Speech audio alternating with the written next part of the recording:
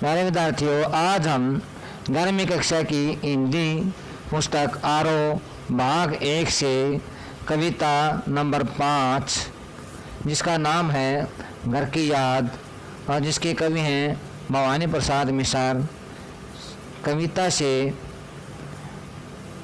पद्यांश number 7 और 8 पढ़ेंगे।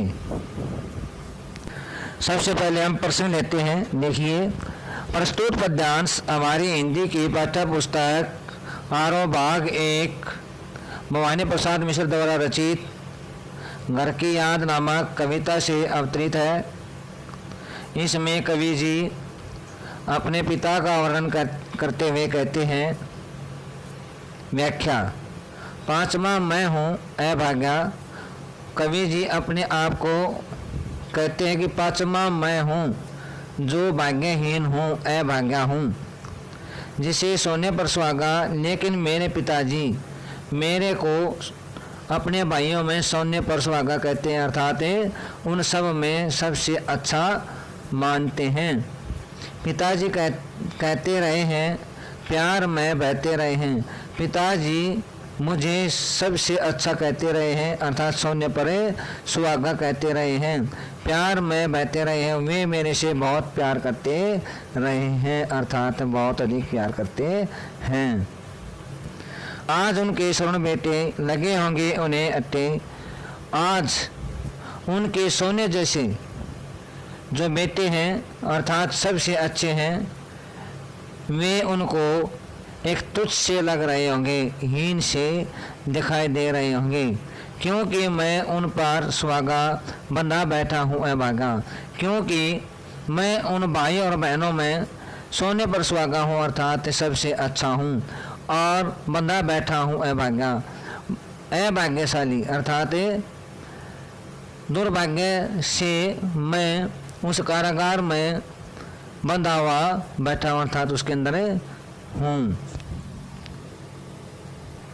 इस पद्यांश में कवि उसकी माँ का वर्णन करते हुए कहते हैं, और माँ ने कहा होगा जब उसके पिताजी आंखों में आंसू लेकर ऊपर से नीचे आ रहे थे, तो उस समय उसको समझाते हुए, यानी कि कवि के पिता को समझाते हुए कवि की माँ ने कहा होगा, दुख कितना बहा होगा और बहुत अधिक दुख सहन करके कहा होगा, आँख में किस लिए पानी। तो उसने उसके पिता को कहा होगा कि आँखों में किस लिए पानी है, वहाँ अच्छा है भवानी। भवानी जो कारागार में है, उस कारागार में वह ठीक ठाक है, अर्थात वह तुम्हारा मन समझकर। उसकी माँ उसके पिता को कहती है कि वे तुम्हारे मन की भावनाओं को समझकर कारागार में गए हैं, अर्थात उस देश को स्वतंत्र कराने के लिए उन्होंने भारत छोड़ो आंदोलन में भाग लेकर के वे वहाँ पर यानी कि जेल में गए हैं, और अपनापन समझकर और अपनापन समझकर यानी कि देश के प्रति प्यार समझ करके वो वहाँ पर जेल में गए हैं। गया है सो ठीक ही है, तो वो वहाँ पर गया है तो ये ठीक है, यह तुम्हारी लीक ही है, यह तुम्हारी परंपरा है। तुम ही कहते थे कि इन देशवासियों ने बढ़ चढ़ कर भारत छोड़ो आंदोलन में भाग लेना चाहिए और वहाँ पर कारागार आदि में जाना चाहिए। विशेष नंबर 1 भाषा सरल सहज और भावानुकूल है।